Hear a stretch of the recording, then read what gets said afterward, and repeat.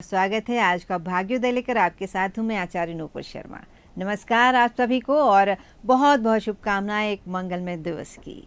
चलिए आज शुरुआत करते हैं सबसे पहले पंचांग से। आज दिन है शनिवार और तारीख है 10 अगस्त 2024। सावन के शुक्ल पक्ष की सप्तमी तिथि है आज और आज नक्षत्र है स्वाति। साथ योग 2:51 तक है दिन में और उसके बाद शुभ योग होगा।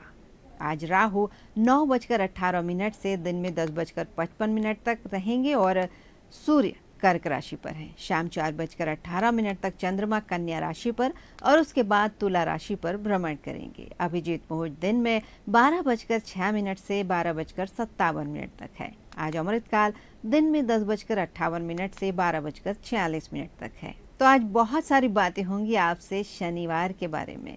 शनिवार और पीपल के संबंध में भी आइए बात शुरू करते हैं। पीपल के वृक्ष के गुण शनि से काफी मिलते जुलते हैं। इसके अलावा पीपल को शनि के इष्ट श्री कृष्ण का स्वरूप माना जाता है। पीपल से संबंध रखने वाले पिपलाद मुनि ने ही शनि को दंड दिया था। तब से ही माना जाता है कि पीपल वृक्ष की पूजा करने से शनि की पीड़ा शांत हो जाती है। शनि पीड़ा की शांति के लिए पीपल वृक्ष के नीचे सरसों के तेल का दीपक जलाना चाहिए। और इसके अलावा अगर शनि के कारण संतान या समृद्धि में बाधा आ रही हो तो ढेर सारे पीपल के पौधे लगवाने का उपाय भी बताया जाता है। ऐसा करने से शनि की वक्र दृष्टि का प्रभाव कम हो जाता है। अगर बनते हुए काम बिगड़ जाते हैं, किसी भी काम में सफलता नहीं मिलती है, आर्थिक रूप से नुकसान हो रहा है, तो अपनी कुंडली जरूर किसी विद्वान ज्योतिषी को दिखवाएं। हो सकता है कि शनि ग्रह के कारण आपको ये परेशानियां आ रही हों। शनिवार के दिन कुछ खास उपाय इसके लिए किए जा सकते हैं जिससे दरिद्रता से हमेशा के लिए छुटकारा मिल जाए। शनिवार के दिन सुबह स्नान करने के बाद विधि विधान के साथ पीपल के वृक्ष और भगवान विष्णु के साथ माता लक्ष्मी का पूजन करने से भी दरिद्रता दूर होती है। हमारी परंपरा के अनुसार पूजा पाठ का बहुत महत्व होता है। शास्त्रों में कई पेड़ पौधों की पूजा का उल्लेख हमें मिलता है। ऐसा ही खास पेड़ है पीपल का और इसकी पूजा भी बहुत खास मानी जाती है। कई प्रकार की मान्यताएं इसे लेकर प्रचलित हैं कि पीपल के पेड़ में कई देवी देवताओं का निवास होता है, बल्कि सभी देवी देवताओं का निवास इसमें माना जाता है। इसलिए शनिवार को पीपल के पेड़ की विधिवत पूजा करने से घर की गरीबी दूर होती है, सुख शांति बनी रहती है। और इस बारे में एक कथा ये आती है कि जब माँ लक्ष्मी और नारायण का विवाह हुआ तो उनकी बहन अलक्ष्मी, जिसे दरिद्रता कहा जाता है, उन्होंने बहन से अपने विवाह की बात कही। तब भगवान विष्णु ने अपने शिष्य मौदगल्य उनसे विवाह करवा दिया, जिसे कुछ लोग उद्दालक भी कहते हैं। अब ऋषि मौदगल्य दरिद्रता को अपने आश्रम लेकर गए तो वहां प्रवेश करने से दरिद्रता ने मना कर दिया, क्योंकि आश्रम में साफ सफाई थी और दरिद्रता गंदगी और धन की कमी वाली जगहों में रहना चाहती थी। बड़े मुश्किल से ऋषि ने उसे साथ रहने के लिए मनाया। अब दरिद्रता अक्सर ऋषि को परेशान करने लगी। एक दिन ऋषि दरिद्रता के साथ कहीं बाहर गए हुए थे। तब दरिद्रता ने पीने के लिए पानी मांगा। ऋषि ने कहा, मैं अभी ही पानी लेकर आता हूँ और आप तब तक यहीं पर खड़े रहो। उस वक्त दरिद्रता पीपल के पेड़ के नीचे खड़ी थी और उन्होंने कहा कि जब तक मैं वापस ना आऊं तुम यहीं रहना। ऋषि के पास दरिद्रता से छुटकारा पाने का बहुत अच्छा मौका था। दरिद्रता को वहीं छोड़कर ऋषि अपने आश्रम वापस लौट गए और फिर नहीं आए। वो शनिवार का दिन था और पीपल के पेड़ के नीचे दरिद्रता यूं ही रह गई। तभी से कहा जाता है कि जो व्यक्ति शनिवार के दिन पीपल के वृक्ष और भगवान विष्णु का पूजन करता है, उसकी दरिद्रता हर प्रकार से दूर हो जाती है। हमारी मान्यताओं के अनुसार शनिवार को सुबह सूर्योदय से पहले पीपल को जल देने से बहुत लाभ मिलता है। शनिवार के दिन सूर्योदय से पहले पीपल को जल चढ़ाएं और उसकी 7 बार परिक्रमा करें।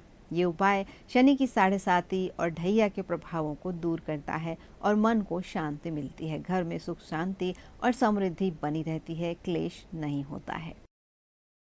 अगर रोजाना पीपल को जल चढ़ाते हैं तो ये और भी अच्छा माना जाता है।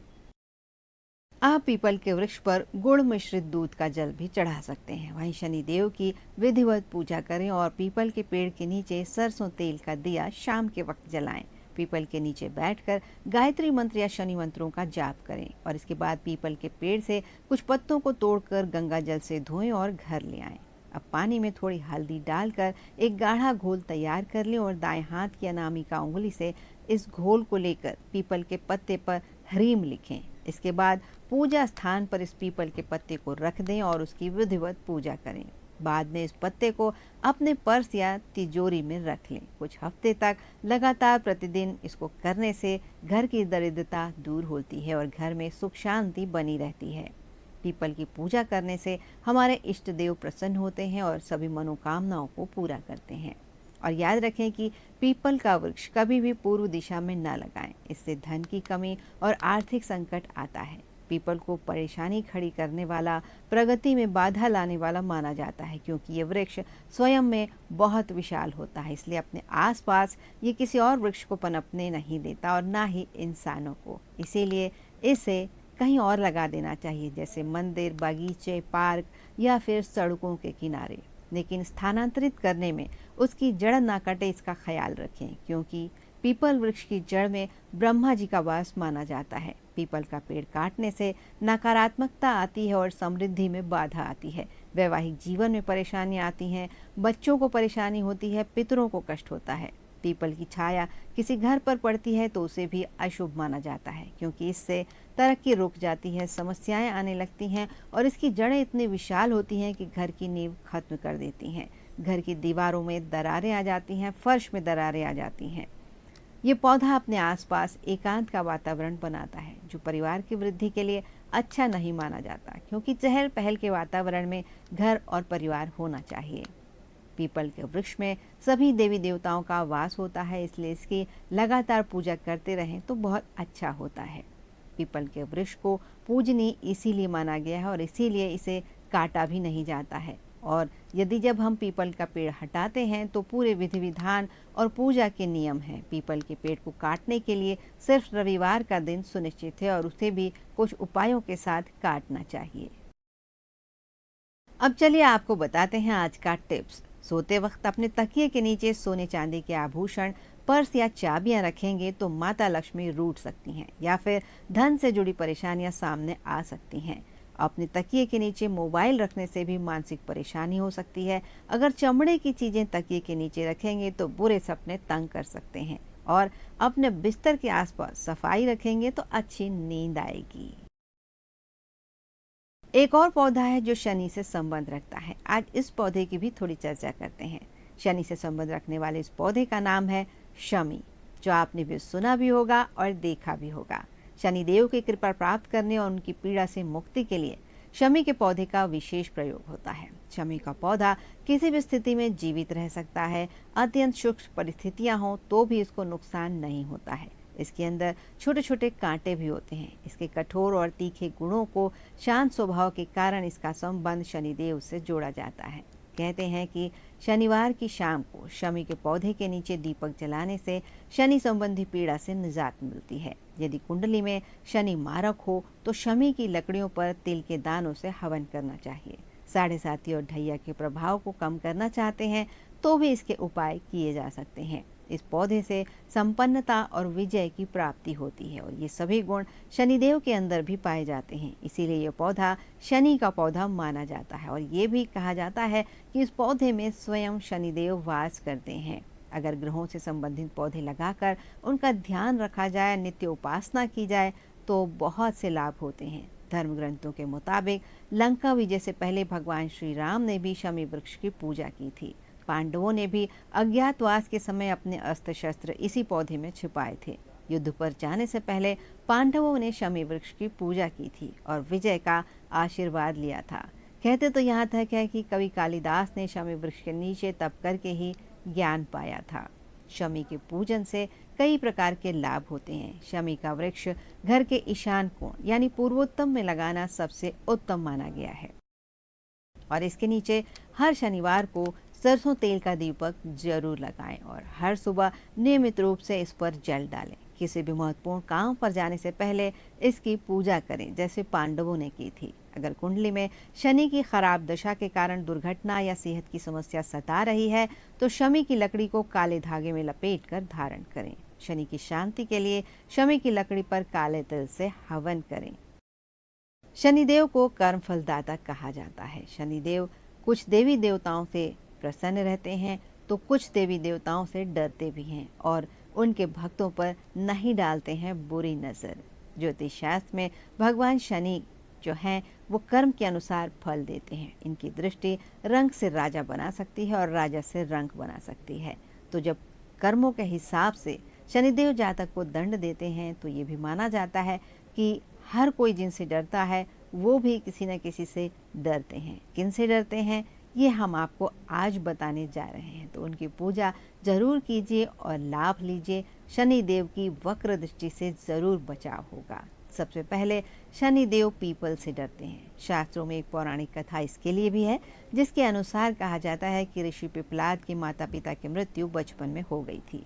जब वो बड़े हुए तो उन्हें पता चला कि शनि की दशा के कारण ही माता पिता की मृत्यु हुई थी। इस बात को जानकर पिपलाद काफी क्रोधित हुए और ब्रह्मा जी को प्रसन्न करने के लिए पीपल वृक्ष के नीचे बैठकर घोर तप करने लगे। इसके साथ ही उन्होंने पीपल के पत्तों का ही सेवन किया। इससे प्रसन्न होकर जब ब्रह्मा जी ने उनसे वर मांगने को कहा तो पिपलाद ने ब्रह्मदंड मांगा और पीपल के पेड़ में बैठे शनिदेव पर ब्रह्मदंड से प्रहार किया। इससे शनि के पैर टूट गए। तब शनिदेव ने कष्ट के समय भगवान शिव को पुकारा। तब भगवान शिव ने आकर पिपलाद का क्रोध शांत किया और शनि की रक्षा की। तभी से शनि पिपलाद से डरने लगे।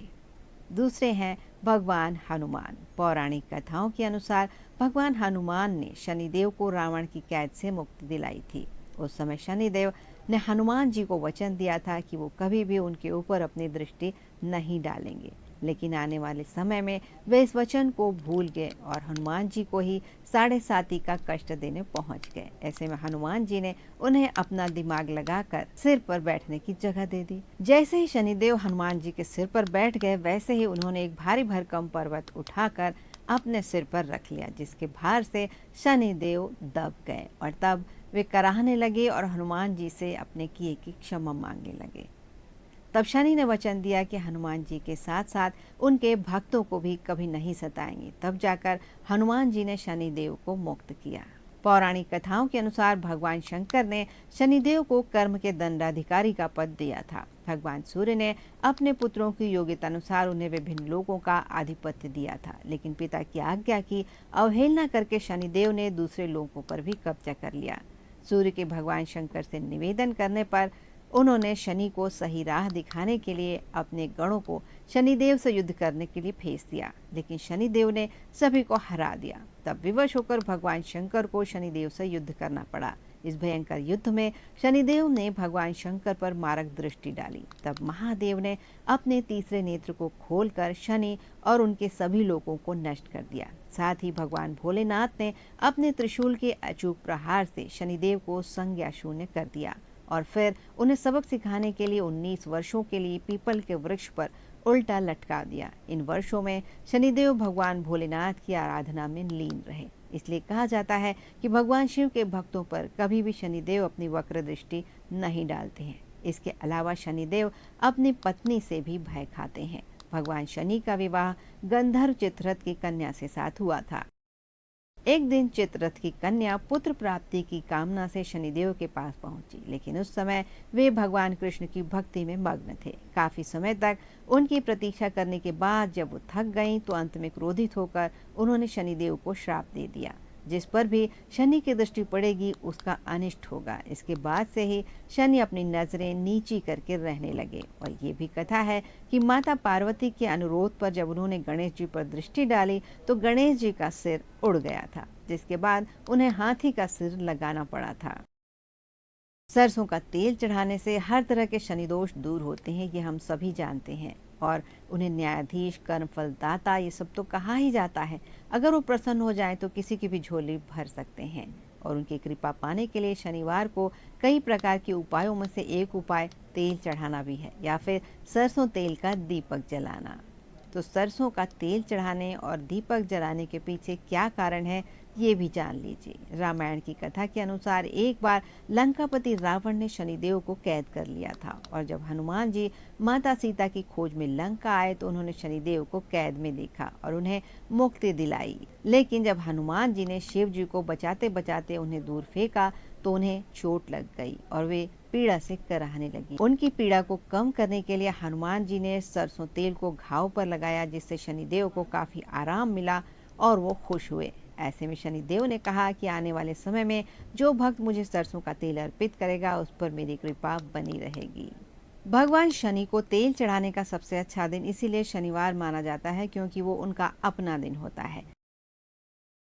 शनिवार के दिन किसी भी समय शनि के मंदिर में जाकर तेल चढ़ाया जा सकता है और तेल चढ़ाते समय ओम प्राम प्रीम प्रोम सह शनेश्वराय नमः इस मंत्र का जाप करते रहें और 108 बार मंत्र का जाप करते हैं तो ये अधिक शुभ माना जाता है। शनि देव को सरसों के तेल में काले तिल, काली उड़द दाल मिलाकर भी चढ़ा सकते हैं, जिससे आपके तन, मन और घर में सुख शांति बनी रह सकती है। शनिदेव को इस दिन छायादान भी किया जाता है। इसके लिए किसी धातु के बर्तन में सरसों का तेल ले लें, उसमें अपना चेहरा देख लें और संभव हो तो किसी गरीब को उस सरसों तेल का दान कर दें। इससे शनिदेव खुश होते हैं और भाग्य चमकने लगता है। इसे छायादान कहा जाता है। शनिवार के दिन शाम के समय पीपल के पेड़ के नीचे सरसों तेल के दीपक में अगर थोड़ा सा तिल और एक सिक्का डालकर जलाएं और सीधे घर चले आएं। 7 से 11 दिन तक इसे करने से भी शुभ फल मिलते हैं। अमीर हो या गरीब, गलत काम करने वाले लोगों को शनिदेव कभी छोड़ते नहीं हैं और उन जातकों पर अपनी दशा, अंतरदशा, साढ़े साती और ढैया के दौरान अशुभ फल प्रदान करते हैं। शास्त्रों में कहा गया है कि इंसान तो क्या, देवता भी शनिदेव के प्रकोप से नहीं बच पाते हैं। तो चलिए जानते हैं कि ऐसे कौन लोग हैं जो शनिदेव की क्रूर दृष्टि का शिकार बनते हैं और किन्हें शनिदेव दंड देते हैं। जो लोग स्वार्थवश या बिना किसी लाभ के भी दूसरों से झूठ बोलते हैं, शनिदेव उन्हें दंडित करते हैं। पर निंदा करने वाले, पीठ पीछे दूसरों की बुराई करने वाले लोगों से भी शनिदेव रुष्ट रहते हैं। उन्हें आर्थिक नुकसान, पारिवारिक कलह या बीमारी का सामना करना पड़ता है। झूठ बोलने वालों से शनिदेव हमेशा ही क्रोधित होते हैं और ऐसे लोग चाहकर भी उन्नति नहीं कर पाते हैं। चोरी, डकैती, मदिरापान, नशा, पर स्त्रीगमन, स्त्रियों का अनादर करने वाले लोगों से शनिदेव नाराज रहते हैं और ऐसे लोग हमेशा बीमार और कंगाल बने रहते हैं। शनिदेव न्याय के देवता हैं, इसलिए गरीब और कमजोर लोगों के हित में हमेशा ही खड़े रहते हैं और इन्हें सताने वाले, परेशान करने वाले, ज़रूरतमंदों की मदद न करने वालों को वे कभी माफ़ नहीं करते हैं और शनिदेव की टेढ़ी नज़र के शिकार बने रहते हैं। मेहनत न करने वाले आलसी लोगों से शनिदेव नाराज रहते हैं। जो काम से जी चुराते हैं, काम न करने के बहाने खोजते हैं, आलस्य दिखाते हैं, ये कभी शनिदेव का शुभ फल नहीं ले पाते हैं। कामचोर लोगों पर हमेशा उनकी तिरछी दृष्टि रहती है और कंगाली, आर्थिक विपन्नता बनी रहती है। इसके लिए काले कपड़े, काले तेल, उड़द की दाल, लोहे के बर्तन और कंबल चढ़ाने से अच्छे परिणाम मिल सकते हैं। और जो लोग नशे और शराब और मांसाहारी भोजन, तामसिक भोजन से दूर रहते हैं, उनसे भी शनिदेव प्रसन्न होते हैं। धार्मिक मान्यता के अनुसार प्रायश्चित और क्षमा के द्वारा हम शनि के प्रकोप से बच सकते हैं। अगर किसी भी रूप में हमने कर्म, विचार या व्यवहार में कोई भी बुरा काम किया है तो न्याय के देवता शनि का ध्यान करके, उनके विशेष मंत्रों का उच्चारण करके क्षमा मांगे और आगे से किसी भी प्रकार के बुरे कर्म से बचे रहें तो हमें शनि की कृपा प्राप्त हो सकती है। बहुत सारे बिगड़े और रुके हुए काम बन जाते हैं और जीवन में खुशहाली का आगमन होता है। इस समय शनिदेव वक्री चाल चल रहे हैं। इस हालत में उन्हें कष्ट होता है, इसलिए यदि उनके अनुकूल काम ना किए जाएं तो वे नाराज हो जाते हैं। शनि को खुश करना है तो संतोषी बने और आइए आज आपको बताते हैं शनि की दृष्टि के बारे में। तो यह है शनि की दृष्टि का सच और हमारी सबसे बड़ी दौलत होता है हमारा वक्त। इसलिए जिसे भी वक्त दे रहे हैं बहुत सोच समझकर समय दें। और आज के कार्यक्रम से यही अनुमति दीजिए। आप सभी को नमस्कार।